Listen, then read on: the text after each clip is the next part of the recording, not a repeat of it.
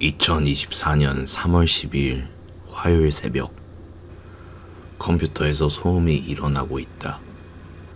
예전부터 컴퓨터가 고장나면 구글에 검색해 방법을 찾고 몇 번씩 고쳤었다.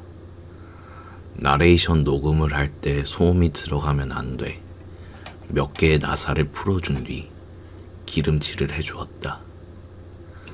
기름이 골고루 스며들라고 바람개비도 돌려주었다. 그러나 안타깝지만 소음이 멈추지 않았다. 최후의 수단으로 본체를 손바닥으로 때려보았다.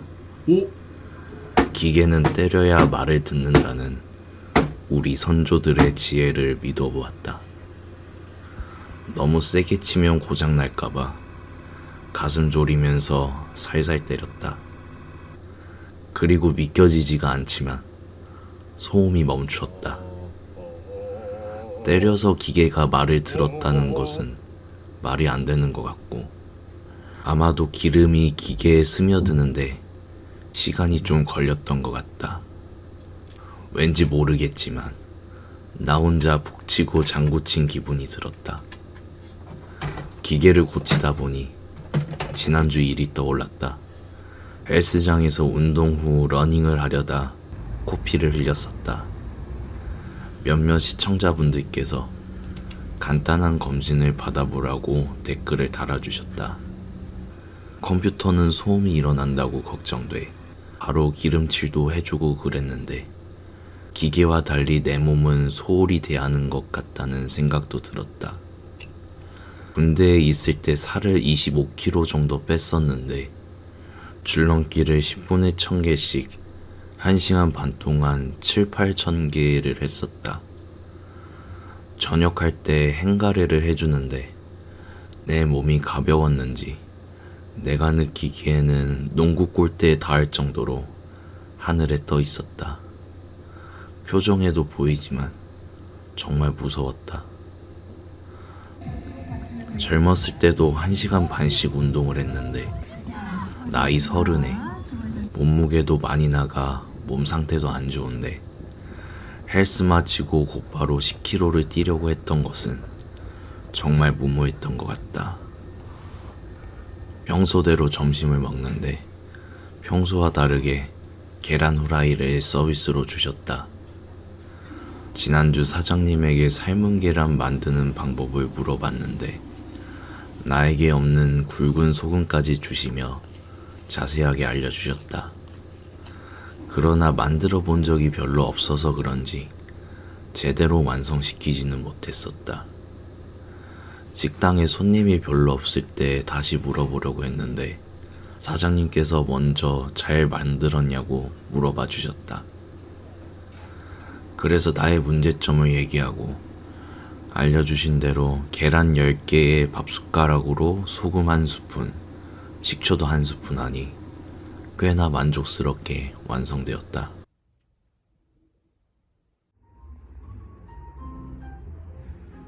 이번 주 화요일도 평소대로 심리상담을 받으러 갔다.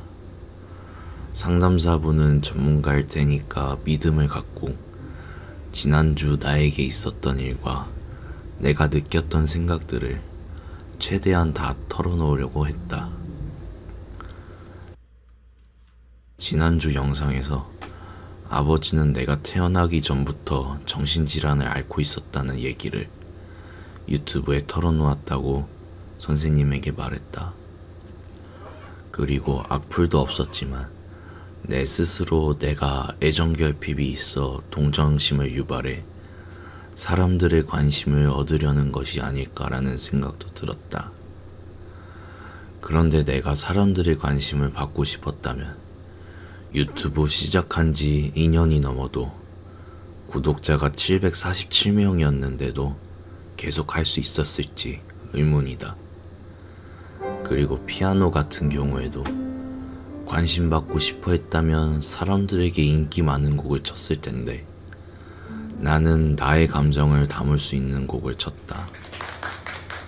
뭐 이렇게 내 자신을 부정해봤자 심리학자들이 나를 봤을 때는 애정결핍으로 볼 수 있겠다고 생각한다. 그래서 남들이 어떻게 보든 신경 안 쓰고 일단 내 마음이 가는 대로 하려고 한다. 이렇게 나의 감정들을 담아내다 보면 나의 어두운 마음들이 투명하게 씻겨 나갈 것 같다. 그리고 투명해져야지 온전히 새로운 것을 담을 수 있다고 생각한다. 앞으로 다가올 즐거움과 행복도 온전히 담아내고 싶다.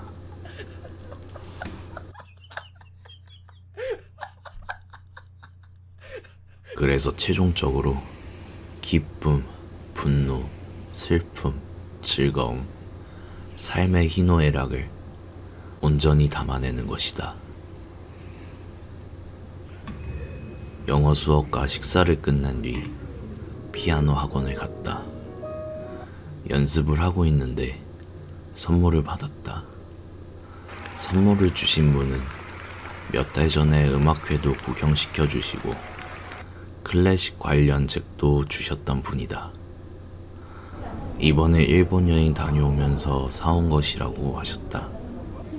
선물을 받은 나의 소감은 별다른 느낌이 없었다.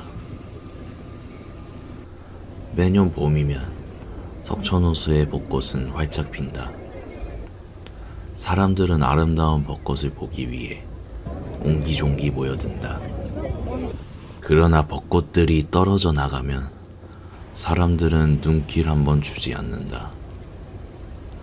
모든 만물은 쓸모없는 존재 없이 각각의 쓰임새가 있다고 하는데 벚꽃의 쓰임새는 화려하게 꽃을 펴 아름다움을 전해주는 것이 전부인지 의문이다. 좋은 일이 있으면 안 좋은 일도 있는 게 삶의 이치라고 생각한다. 활짝 핀 벚꽃도 호수에 잠겨있는 벚꽃도 둘 다 같은 벚꽃인데 사람들은 아름다운 것만 바라보는 것 같다. 나의 영상도 마찬가지로 아름다워 보이려는 것만 담아내지 않는다. 있는 그대로의 나의 삶을 담아내고 싶다. 아무튼 스티커 선물을 고른 의도를 못 들었지만 개인적인 의견으로 내가 느끼기에는 가벼운 마음으로 구매한 것처럼 느껴졌다. 그리고 선물에 대하여 떠오르는 것이 있는데 재작년 겨울쯤 식당 이모님에게 드린 선물이 떠올랐다. 사용하시는 칼에 손잡이가 고정이 안 돼 케이블 타이로 고정시켜 드렸는데 카카오톡에 생일이라고 나와서 칼을 선물로 드렸었다. 그 당시 이모님과 얘기를 하다 보니 자연스레 호구조사가 나왔고 나는 매달 아버지에게 생활비를 드리고 있다는 얘기를 꺼내게 됐다. 그리고 나중에는 식비도 내지 말라고 하며 혼자 산다는 나를 먹을 거 잘 챙기라면서 이것저것 챙겨주셨다. 그런데 아버지와 사이가 더 안 좋아져 연락을 끊고 생활비까지 안 보내게 됐다. 식사 중 이모님에게 뜬금없이 아버지와 있었던 얘기를 꺼내는 것도 이상해서 말을 꺼내지 못했었다. 그렇게 시간이 흐르니 내가 이모님에게 동정심 사서 얻어먹는 것 같은 죄책감이 들어 편지로 이제 아버지와 연락을 끊었다는 얘기를 전하려고 했다. 그런데 차마 편지를 전달할 마음이 생기지 못했다.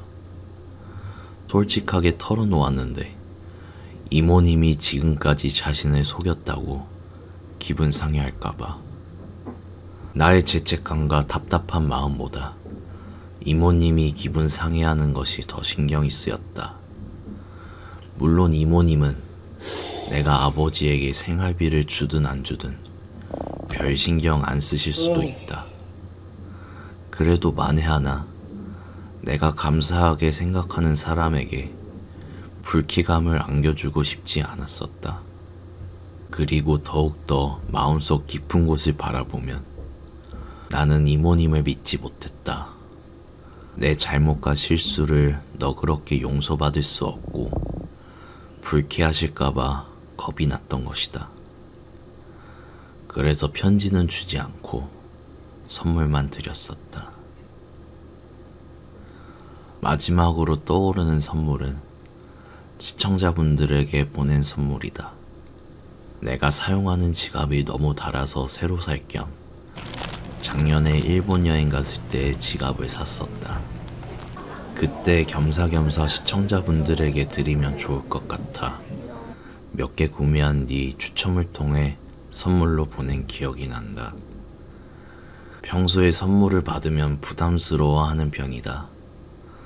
그래서 어떤 선물을 받는 것이 중요한 것이 아니라 어떤 사람이 주는 것인지 중요한 것 같다. 어린아이들이 애착 인형이 있는 것처럼 옷이 해져도 집안에서라도 그 옷을 입고 지갑도 마찬가지로 몇 년 썼는지 기억이 안 날 정도다. 그래서 그 물건들에게 정이 들어 쓰지 못할 때까지 쓰는 편이다. 지난번 마라톤 갔을 때 시청자분이 알아봐 주셨을 때도 항상 같은 옷을 입어서 알아봐 주셨던 것 같다. 그래서 소중한 사람에게 내가 자주 사용하는 물건을 선물 받으면 그 물건을 사용할 때마다 마음이 따뜻해질 것 같다. 취침 시간. 이번에도 마찬가지로 2시간 자고 일어나고 1시간 자고 일어나고를 반복했다.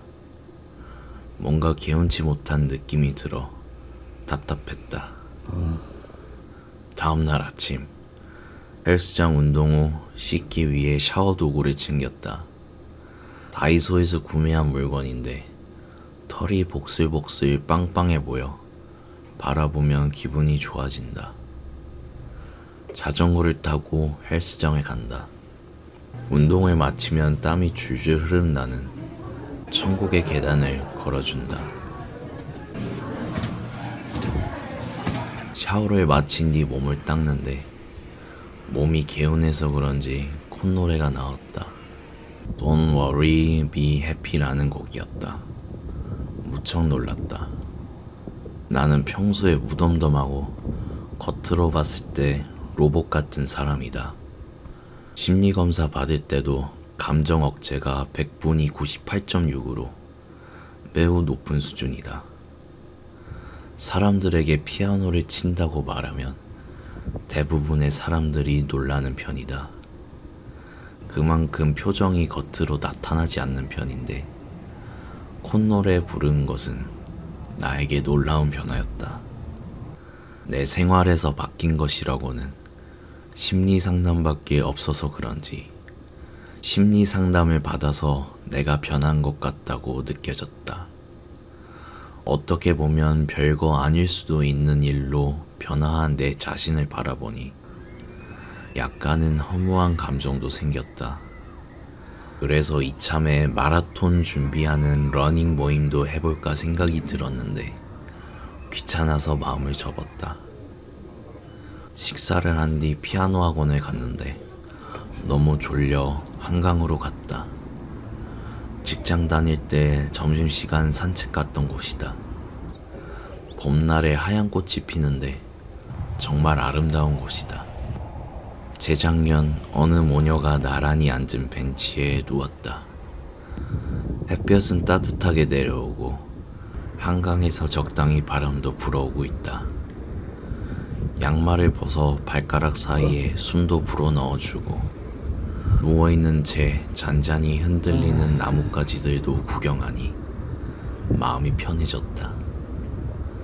귀찮아서 집에만 있는 편인데 가끔씩 이렇게 나오니 기분 전환되고 좋았다.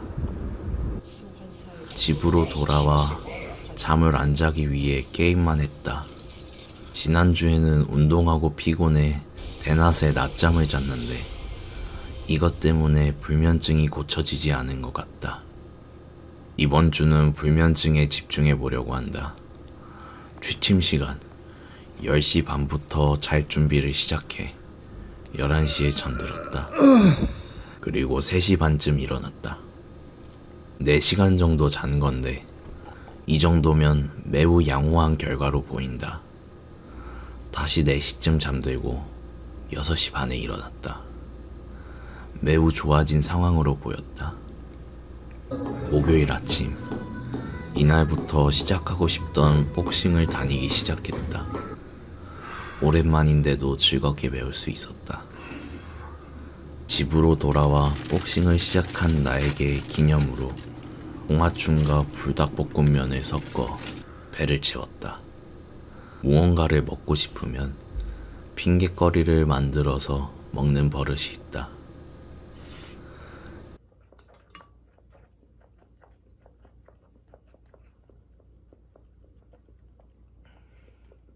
시간이 흘러 점심을 먹고 영어 공부를 마친 뒤 유족 자조 모임을 찾아갔다. 자살 유가족들의 모임으로 한 달에 한 번 2시간 동안 시간을 보내는데 이번이 3월 달에 모이는 날이다. 도착하면 간단히 준비한 식사를 먹은 뒤 무작위로 주제를 정하여 한 명씩 돌아가며 얘기를 꺼내면 된다. 이번 달의 주제는 어떨 때 희망이 없다고 느끼는지에 대해 말해보는 것이다. 나는 어린 시절을 얘기했다. 헛구역질 나오도록 욕을 먹기도 했고 못 걸을 정도로 맞기도 했었다. 나중에는 자기 방어인 것 같은데 욕 먹고 맞아도 고통이 없었다. 맞아도 때리는구나. 욕을 먹어도 그래, 욕을 하는구나. 그렇게 그냥 넘어가게 됐었다. 기쁨, 슬픔, 행복, 분노, 아무것도 안 느껴졌다. 마치 속이 빈 깡통이 된 느낌이었다. 부모는 아이에게 우주라는 말을 들어봤다. 어린 시절 좋았던 기억이 있었더라면 힘든 일을 겪어도 좋았던 일을 떠올리며 견딜 수 있는 힘이 있을 수 있겠지만 나 같은 경우에는 어린 시절 좋았던 기억이 없고 계속 고통밖에 없었다. 나의 우주라는 세상은 고통밖에 없었다. 나중에 성인이 되어 사회생활을 하다 보니 살다 보면 좋은 일도 있고 안 좋은 일도 있다는 것을 느끼지. 그때 당시 고통밖에 없었던 나에게는 희망이 느껴지지 않았었다. 무슨 고집이었는지 모르겠는데 그때 당시 집을 나가지 않았다. 집을 나가는 것이 뭔가 그들에게 못 견뎌 도망치고 지는 것 같다는 느낌이 들었다. 그들이 틀렸고 내가 옳다고 머릿속에 되뇌이면서 시간을 흘려보냈다. 그래서 그들이 했던 술, 담배도 안 하고 화가 난다고 내 마음 내키는 대로 신경질 부리지도 않았다. 그러다 보니 감정 억제가 매우 높게 나왔던 것 같다. 그렇게 성인이 되자 숙식을 해결해주는 건설 현장에서 일을 시작했다. 그 다음 주제는 반대로 언제 행복을 느끼냐고 물어봤었다. 나는 어제 헬스장에서 콧노래를 불렀던 일을 얘기했다. 정말 사소하지만 운동 후 씻고 나서 몸이 개운해 콧노래를 부르며 옷을 갈아입었던 일. 심리상담도 유족 모임도 시간 많은 백수여서 가벼운 마음으로 참여했다. 지금 현재도 그렇지만 상담과 모임이 끝난 뒤에 마음이 편안해지고 기분 좋은 시간이었다고 느껴지지는 않는다. 그런데 어느 순간 콧노래를 부르는 나를 발견하니 깜짝 놀랐다. 마치 계단을 오르는 것처럼 저 아래에 있다가 어느 순간 저 위에 올라온 느낌이다.